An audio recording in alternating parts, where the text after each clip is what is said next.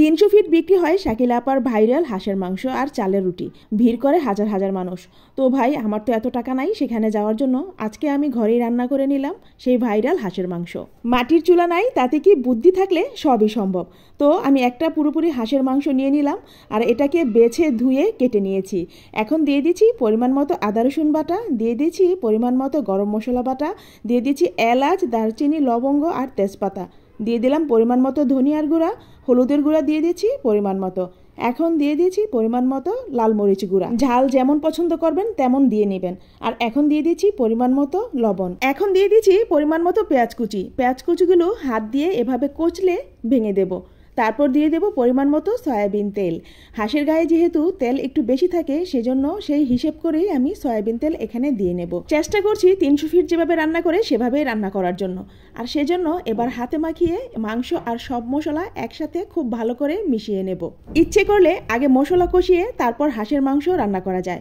আপনি আপনার ইচ্ছে মতন রান্না করে নিতে পারেন, কোনো সমস্যা নেই। আমি আজকে হাতে মাখিয়ে এভাবে রান্না করব। মশলা আর হাঁসের মাংস খুব ভালো করে মাখানো হয়ে গেছে। দেখুন এখনই কালারটা কত দারুণ এসেছে। আর এবার দিয়ে দিচ্ছি হাতটা ধুয়ে সামান্য পরিমাণে পানি। আর এখন চলে যাব রান্নার জন্য। দেখুন তো আমি কিভাবে রান্না করছি। মাটির চুলা নেই তাতে কি, এই যে কয়লার উপরে আমি রান্না করছি। আর সেজন্য একটা বারবিকিউ স্ট্যান্ড আমি ব্যবহার করেছি। এটার ভিতরে কয়লা ধরিয়ে তারপর এই যে রান্না করছি। সুন্দরভাবে আমি রান্না বসিয়ে দিলাম। হাঁসের মাংস কিন্তু অনেকটা কষানো হয়ে গেছে, আপনারা দেখতেই পাচ্ছেন। মাঝে মধ্যে কয়লার আগুনে শুধু একটু বাতাস দিয়ে আমি আগুনটা ধরিয়ে রেখেছি। ব্যাস এতটুকুই। এটা একেবারেই সহজ কাজ। কয়লার আগুন একবার ধরলে সেটা আর সহজে নিভতে চায় না। এবার দিয়ে দিচ্ছি রসুন আর কাঁচামরিচ। সাথে কিন্তু আমি সামান্য পরিমাণে পানিও দিয়ে দিয়েছি হাঁসের মাংস কষানোর পর। এবার একটু নেড়েচেড়ে ভালো করে মিশিয়ে নিচ্ছি।